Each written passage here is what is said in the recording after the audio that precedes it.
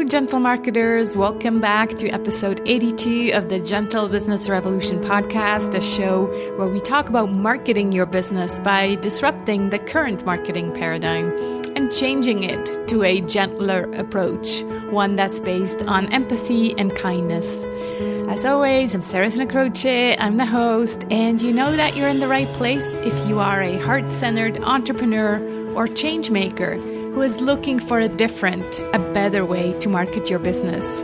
Or you might also be a marketing impact pioneer, so someone who's working in an organization, maybe in the marketing department, maybe in another department, and you're also just thinking about how can we do this differently.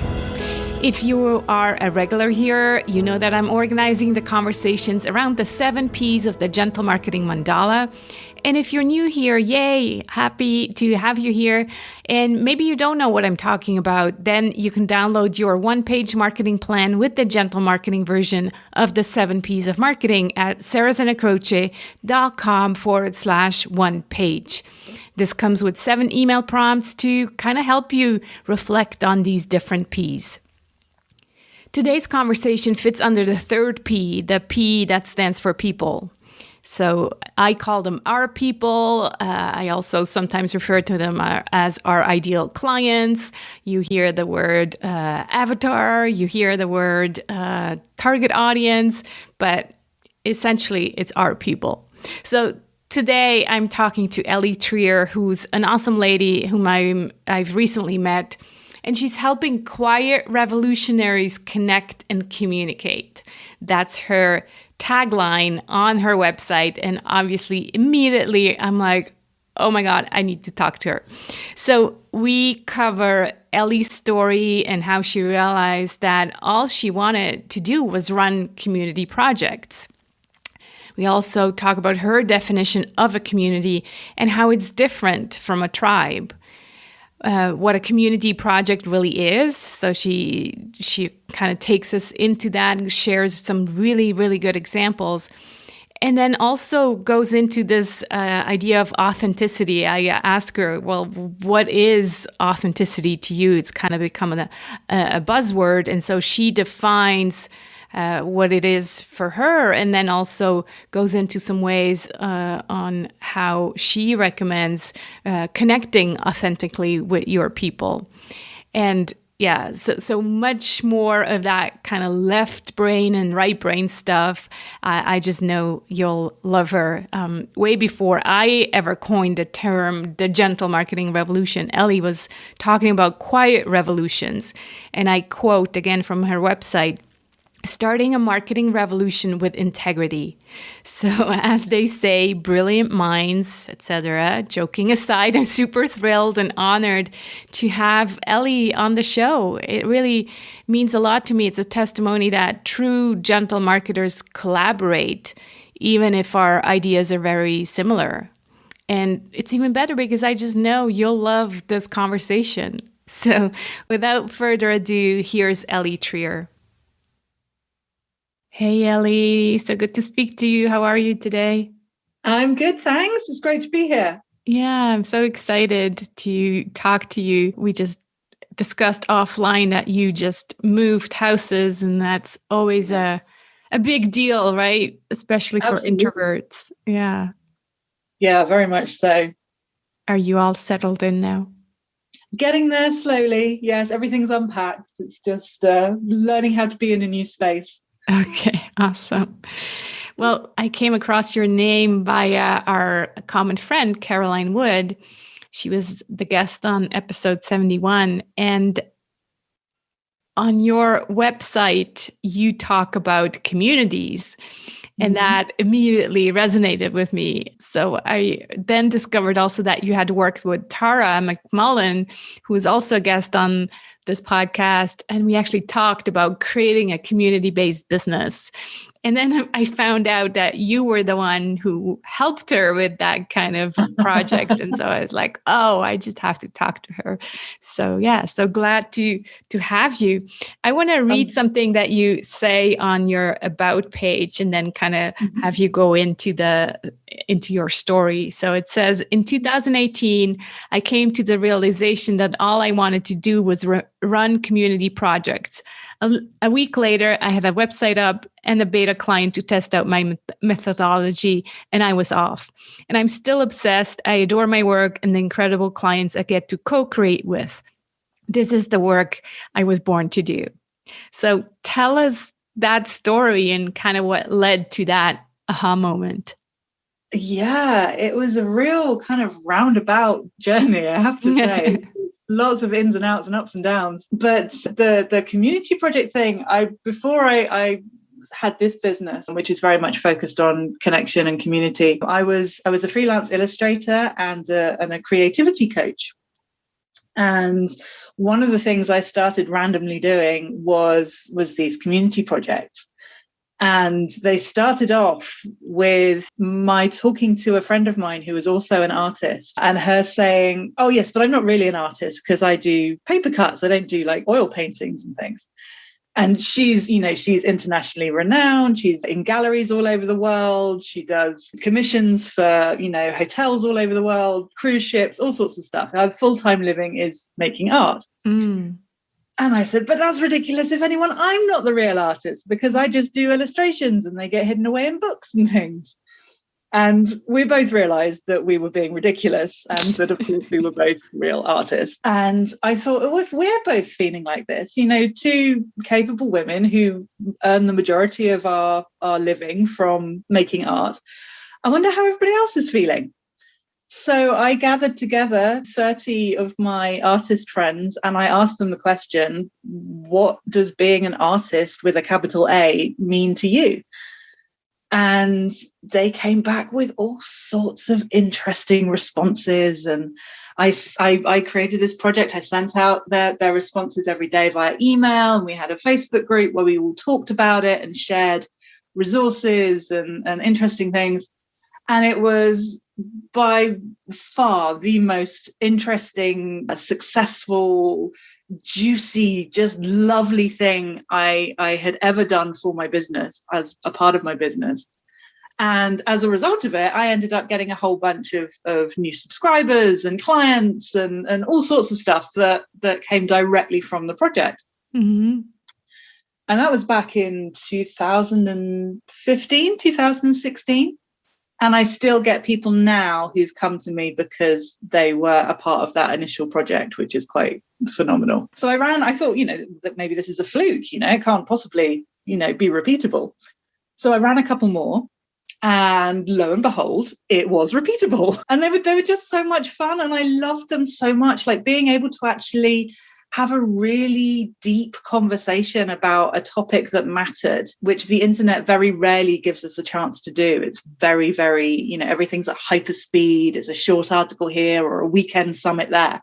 You really get the chance to really kind of settle into something. And I'm a massive introvert. I like to have a bit of time to process stuff and then come back and rejoin the conversation and things like that. So they just felt new and different and much more peaceful than a lot of the stuff that's online.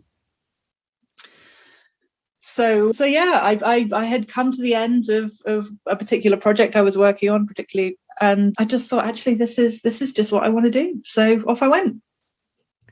That's amazing. I think for somebody who hears this idea for the first time, including myself, we're kind of going, well, it's a nice term, but what does that mean? What is a community project? I hear that you had kind of basically had threw a question out there and then had everybody participate in this conversation. But is it always?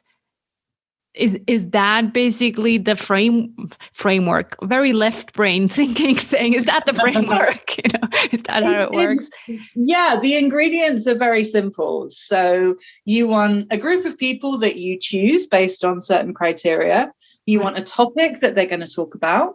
And then the basic building blocks are emails, so content sent out via a daily email, and then somewhere you can go and talk about that content with a wider audience, so usually a Facebook group or something like that.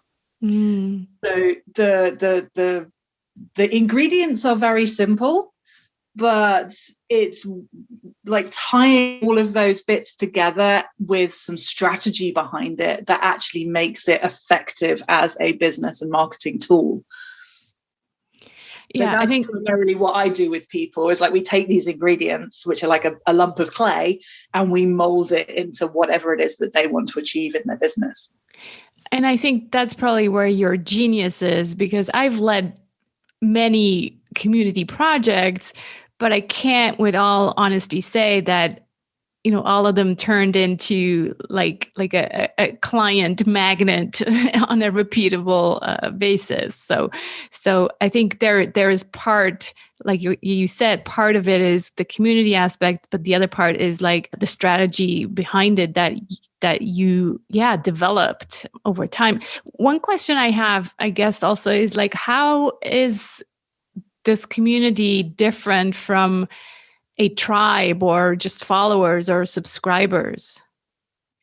I think it comes down to the way that the community is set up. So if you're looking at a group of subscribers or followers on social media or something like that, for example, it's very much, I mean, it's all in the word followers. It's like you're out there on front, you're giving them the content, you're, having the conversation, putting out content, starting conversations, all of that, and they are following you. It's more of a broadcast focused thing. Right. Yeah. As in everybody look at me. The kind of the guru model, the kind of expert model, that sort of thing. Yeah. Whereas with a community project, the hierarchy disappears the way that I set them up. So you're looking at being the facilitator of a conversation rather than the person who has all the answers. Mm-hmm. So you're the person who asked the question, and then you gather together people that have a really great selection of answers. Because 9 times out of 10, there isn't just one answer to a particular problem. It's like you need to dig a bit deeper. And then you also get the people who are consuming the project, not the people that you've invited to contribute specifically, but the audience of the project are also invited to contribute and share their own experience. So you get this model which is sort of led from within. So you're just the facilitator. And one of the things that a lot of my clients kind of really struggle with when it comes to this process is actually being able to step back, because they've spent so many years being on the top of the pile, being the kind of the leader from way out front. Right. That they're not used to kind of taking that step back and being a facilitator and bringing everybody else into it as well. Yeah. I love that. And I'm two things. I'm part of a group called Bentoism that's led by the ex-CEO of Kickstarter, Yancey Strickler. And he's creating that kind of community where it's like, he led it the first year, and now he's like, but this is ours now. And so you come in and you take over some of the calls and you lead. And so it really feels like there's no hierarchy. So that feels, it's different because it's like an ongoing thing, which I think in your community projects is kind of like there's a time, a limitation of time. So that's why it's a project, right? You work on it. Exactly. They usually last around about a month. Okay. But many of my clients then just fall so much in love with the community that they've built that they carry it going, and they carry it on, keep it going in other ways. Oh, so it's not like, oh, okay, that was nice. Okay, bye, everybody. It's like, obviously you've created something and now let's keep going. Yeah. And it's also what I'm doing on the Gentle Business Circle. So that's my community for gentle marketers. And I really say, this is not a place where I show up and teach. This is a place where we have conversations around gentle marketing and where everybody has how's it go again? A leader in each seat. So really meaning, you bring your specialty, your expertise, I bring mine, but everybody has their own. And so I love that idea of, bringing this to a certain topic. So that's what the community project really is, right? It's like, let's talk about this topic in this time frame. And it sounds like almost like there's a round table. So that's kind of the people who are speaking. And then there's the audience, but they're also part of it. They're belonging rather than just be followers or viewers or... Exactly. They're not just passive consumers. They are encouraged to bring their own, opinions and ideas and things to the table as well. Yeah. And I agree with you. I think it's so different. I remember when I first started doing, that was pre-COVID, I first started doing Zoom calls. I called it back then the Gentle Marketing Intensive. And I said, look, this is not a webinar. Please, show up on camera and participate. It's a conversation. And it was really hard for people. They're like, what do you mean? I can't just lean back and do something else at the same time. So is that also something you feel like some of the, not your clients, but the participants struggled with? Or I feel like COVID has really helped us with that. Now it's like, everybody knows that, how Zoom works and to show up on camera, but probably before COVID, I think it was just very new and different. Yeah, I mean, the discussion that happens in the Facebook groups for the projects tends to be a lot more written based. There is some kind of live action that happens and roundtables and things like that alongside it. But because it's mostly text based, they tend to find it easier to come in and comment and share an opinion and stuff because they're not kind of standing there, voice quivering in front of a bunch of strangers. It's just, they're just leaving a comment or sharing a resource or something. So it's a very different sort of community. And I think it really uses the online tools that we have. I think it's very introvert friendly. I am much more comfortable kind of reading, absorbing, processing, and then coming back to give my thoughts rather than being kind of in the moment, like, what do you think about this? Right. Speak now. So I think with that, they very much appeal to a particular sort of person. Yeah, I can see that. Would you, like, when clients come to you, have they maybe already experienced a community project somewhere else, or do you have to do a lot of explaining and kind of go through what we just did, what seems to be the case? Yeah, and when I was first beginning, I had to do a lot of explaining, and a lot of my marketing material was around kind of educating people on what this thing was and why it was useful and why I thought they were so valuable. As I've worked with more and more clients and people have been of somebody else's community project more and more, it's more likely these days that they already have a fairly clear idea of what a community project actually is, and they've come through, I was part of so-and-so's project, or I contributed to somebody else's project. So they have a really good idea of like how the structure of it works and how all the pieces fit together. Right. So I guess that means I've done my job at educating people a bit more now, so they can help explain it to other people. It's easier, right? When people come to you and they're like, I want this, like she had. Exactly. Yeah. Do you consider a community project as part of marketing, or is that not which department would it fall into if you had to pick one? It's a tricky one. I mean, I suppose all the stuff that I do. So I have kind of 3 prongs to my approach, of which the community project is part of that. I also do a very kind of topsy-turvy version of email marketing that I teach people. And I also do networking that isn't networking, basically. So there is, oh my gosh, I've completely forgotten the question you just asked me. Yeah, if it's considered marketing, if that is... Yes. So all of those things are technically fall under the marketing umbrella. Right. But the way in which that I approach them is so much more nuanced than that. It's so much deeper than that. I mean, with the community projects in particular, I say that if you go into it thinking of it as a main and kind of aiming your arrow at that, they will fall flat. Yeah. If you go into it focused on the conversation, the idea, the community, the connections, then marketing stuff happens as a result of that. Right. So it's all this kind of roundabout way of doing things where you have to focus on something different in order to get the marketing benefits, if that makes sense. Would you be able to give us an example of one of your clients, kind of, give listeners a real good idea of what we're talking about? And I'm trying to understand, I talk a lot about bringing in more of your worldview into your marketing.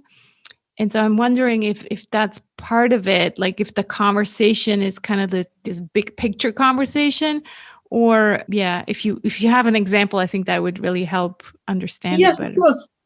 So if you think about it in terms of, let me think. Yeah, okay. So I had a business coach client who her whole thing is about how we don't have to be kind of shiny, perfect human beings to run a successful business. We can be unshiny, we can be messy, we can just be actual human beings and still have a successful business. So she ran a project called The Messy Meaningful Business, where she invited people to contribute on the messy parts of their business, basically, like show us the cracks, show us the bits where you feel, you it doesn't look like anybody else's, or it's a bit of a mess or whatever, and how it actually works for you.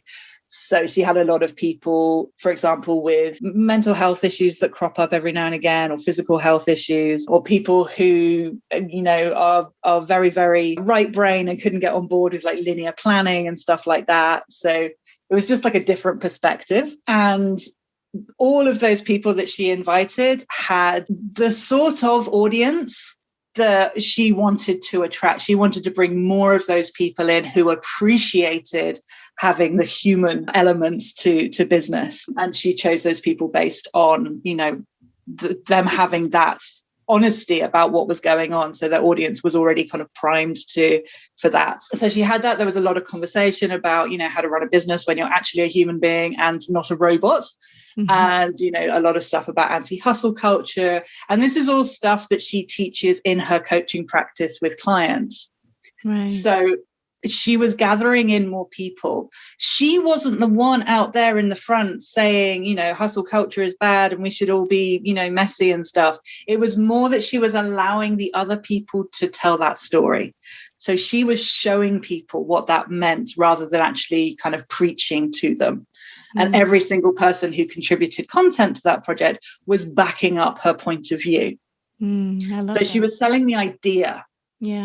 Not come and coach with me and I'll help you to overcome hustle culture. Because if that is what she had done, if she had gone into it going, I want people who, that I can funnel into this program on overcoming hustle culture or whatever, it wouldn't have worked, because she wouldn't have been able to just stand back and hold space for the other people's stories.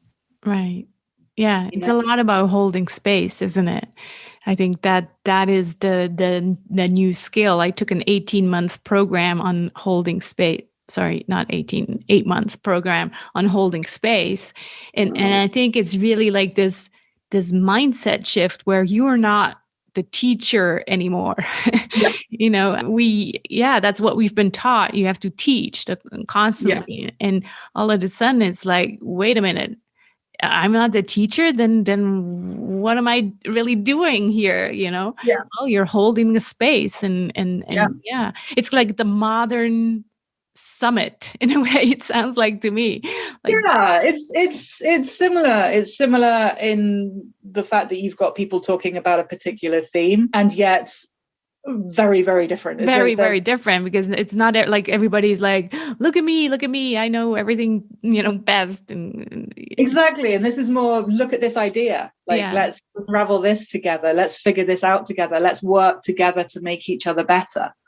Yeah. And I think that's so introvert friendly again, because it's just like, yeah, let's not focus so much on me. Let's focus on the idea. Let's focus on, let's shine the spotlight on others and bring in their concepts. So I think it's really brilliant. I think, the skeptics would probably say, show me some numbers and stats, also the left brain loves stats. So how do you measure the success with these community projects? Well, on an individual client basis, it's very much about, we set out goals at the beginning of the process for what they'd like to achieve, what they want their project to do for them. And then we revisit those at the end of the project to see, how well we've managed to achieve those. But a few kind of example things. So the coach that I was just talking about, she filled her client roster for a whole year off the back of the people that she met in the project. I had another client who had her first 5-figure launch coming off the back of her community project. And most of my favorite result, I feel a bit awkward talking about the kind of, because there are a million other factors that go into this. A lot of it is just having the right thing at the right time. The woman who got her first 5-figure launch, she's been in business for 10 years. There are no magic bullets, but it's just about bringing together the right people and having those conversations with them. And if you can do that, then magic happens, because these projects have such longevity. The biggest thing that all of my clients across the board get is enormous clarity on what it is that they're trying to do and why it's important, and the fact that people actually give a shit about it. And confidence to be able to stand up and say, I believe this is a conversation worth having. Having these values is crucial to me as a business owner, and this is why. Yeah, it really sounds like it's a lot about values as well, and standing for something, right? So that, absolutely. I mean, people who run businesses that are so closely interwoven with their values of, how we should be in the world and how we should be in business as well, because there's a lot of very shady stuff going on in online business particularly. And this is such a wonderful way to kind of stick your flag in the ground and say, no, this is what I stand for. This is my revolution. This is why I'm doing this. It's not just to get, money in the bank, although that's great. It's actually because I want to make a difference. Yeah. And that's some powerful stuff. It really is. I love the concept. What I also would like to have you talk about is this idea of authenticity. So, it's almost kind of become a buzzword. And yes, the marketing trend is like, let me do something authentic. And this, if it didn't have that bad reputation, this would feel like really authentic, right? That's the word that we would use. And yet it's like the minute you say, authentic, it's like, is she really doing it in an authentic way? Or is it kind of a faked authenticity? So what does it mean to you, the real meaning of authenticity? It really is about being brave enough to be true to yourself and what you really believe in, even if it's a bit uncomfortable. There's a lot of vulnerability involved in true authenticity, which is why there's so much kind of fake authenticity. You put something kind of faux vulnerable out there to show that you're, ticking that particular box, whereas actually it doesn't really affect you. Right. And I think true authenticity is honest, even when it's not convenient. Being able to stand up and say, like, I believe this, even if it's going to cost you clients, even if it's going to cost you money or your reputation, or being able to stand up and say, oh, I made a really bad mistake here. And, just being able to own your choices, your decisions, how you show up in the world, and be closely aligned with that, I think. Yeah. And really not using it in any kind of way that's linked to, sales. Like, I can always tell when there's like, authenticity applied just in order to get more sales.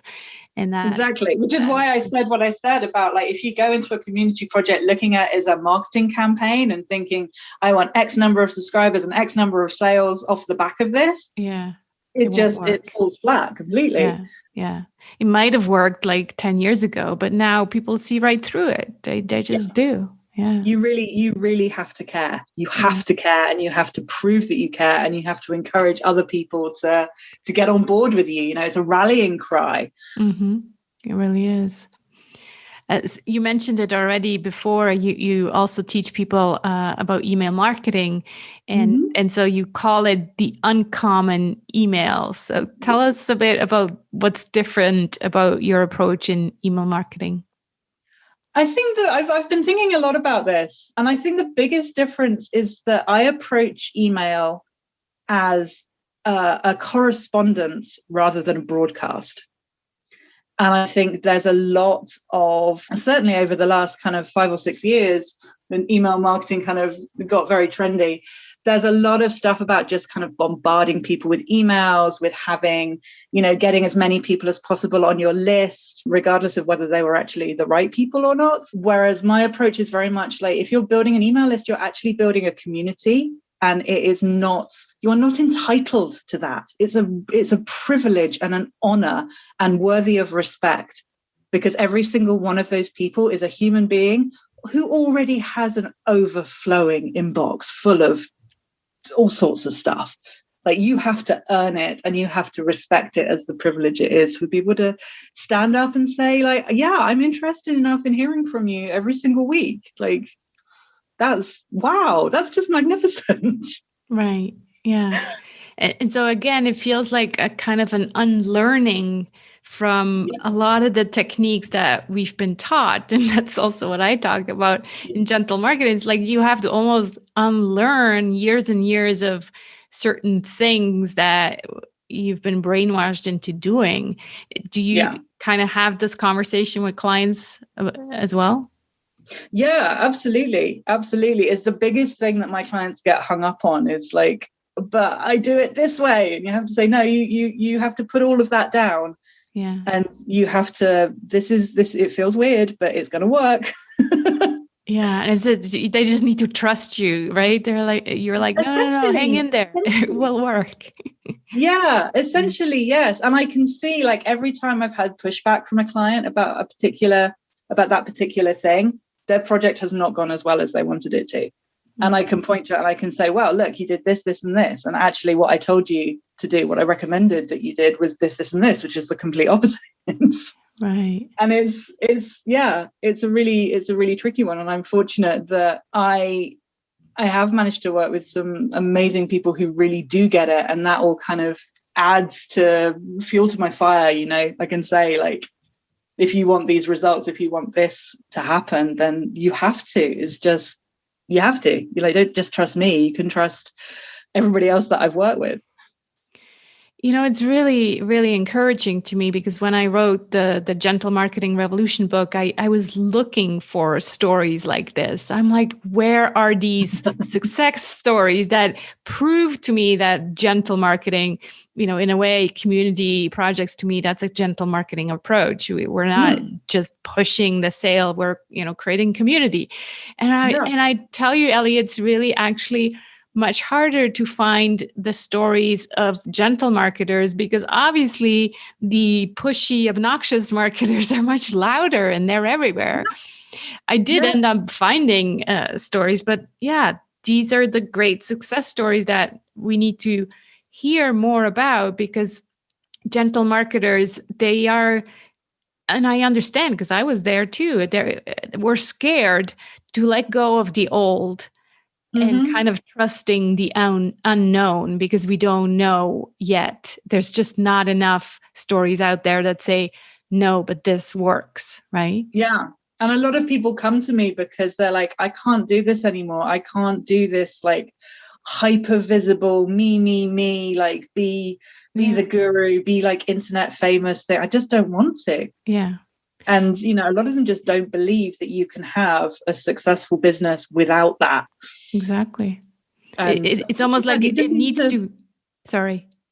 No, I was just saying, you just need to talk to people. Like, Everything I do, all of my work, all of my, all of the free content I put out, all of the paid content I put out, it all boils down to just treat people with respect and have conversations with them. Right. Yeah. Yeah. It almost feels like you need to get to this point of breakdown and say, I just can't do it anymore, in order to say, well, I need another way. Yeah, unfortunately, because we're taught that, any way you look on the internet, if you look up email marketing, if you look up, networking or anything like that, or summits or whatever, it's all the same template. Everybody's using the same formula. So of course you just think that's how it's done. That's how it's done. That's just what it takes. Yeah. Wow. What do you think, if you think about, you started this in 2015, you said? I started the business I'm running now was in 2018, but I've been running 2008, and before that as well I ran a hotel. So I've been self-employed for most of my adult life. Yeah, I'm just curious about the community project. So about 3 years, right? And I just see that there's momentum. I see little signs everywhere that this is where we're heading, and so I'm curious to hear from you. How do you see business evolve? Let's say 10 years from now, how's it going to look like?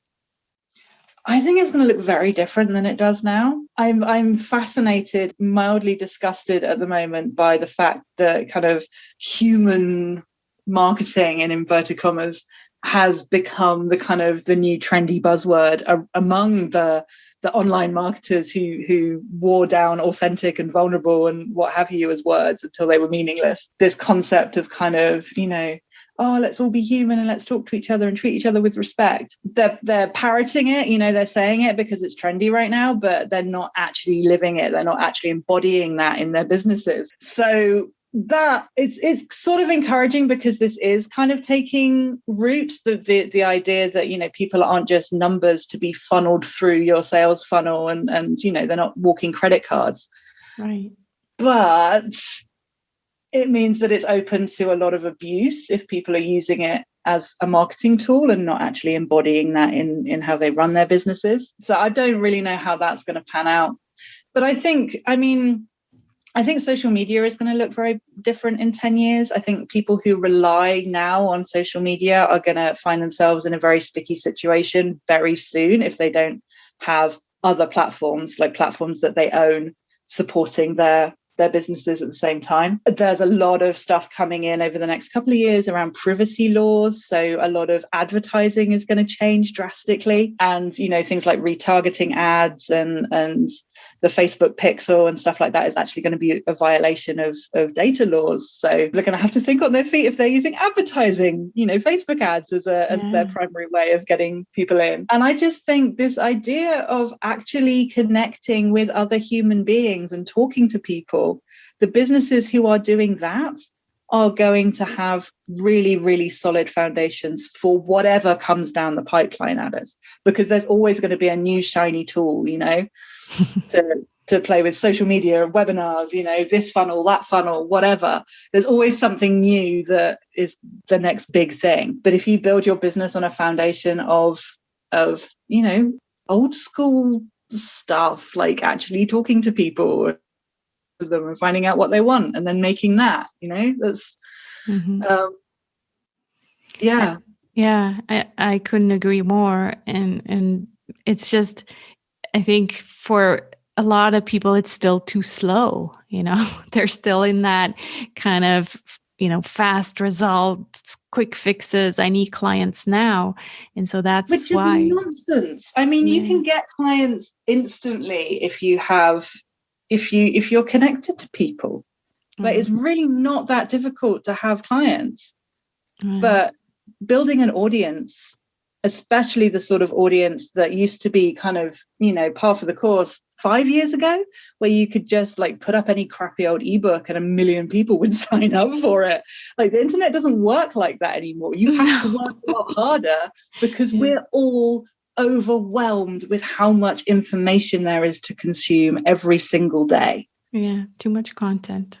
Yeah, when I started working in content marketing back in 2010, it was enough if a company had a blog and a Twitter account. They were streets ahead of everybody else, and they could put up just rubbish and it would do them good. Right. And these days, unless it's really good, don't bother. Yeah, it's interesting. And I also agree with you about social media. I think it's going to change drastically. And a lot of these hustle businesses are based on ads. And so they're going to have to change their strategy, because it's that hustle mentality. It's like, let's bring in more and more and more leads and convert them into a quick buck. Well, what if the leads don't come in anymore because you can't just buy more ads? Then that whole flywheel is just going to stop. So, yep, I think you're on to something, that's for sure. So yes, connections, one-to-one connections, and email. Email is not going anywhere. It's been around for ages. There's no algorithms. You earn people's attention and it will never let you down. Yeah. I loved our conversation. Thanks so much, Ellie. That was really, really great. And I think it really resonates with my audience, because that's really what we're all about. I always ask the last question, what are you grateful for today or this week? Today, I am grateful for my lovely new house, which has about 4 times the amount of space I had in my old place, which was a teeny tiny studio. And now I have a 1.5 bedroom apartment all to myself. And I'm on my knees thanking the universe for my good fortune at the moment. That's awesome. I'm very happy for you. Please do share where people can find you and how they can work with you. Yeah, the best thing to do is to come to my website, which is elitriercommunities.com. And if you go to the resources page, sign up for my Sunday letters, which are my weekly email newsletter, funnily enough. And that's where I do most of my communicating. I'm not really on social media very much these days, so they're worth it, I promise. Good for you. Not on social media. You're walking your talk. That's awesome. Yeah, absolutely. Wonderful. Well, thanks so much for joining me. This has been a delight. Thank you. Thank you for having me. So did I overpromise, or was it really as genius as I kind of told you in advance? You'll find the show notes of this episode with further links at sarahsandacroce.com/GBR82.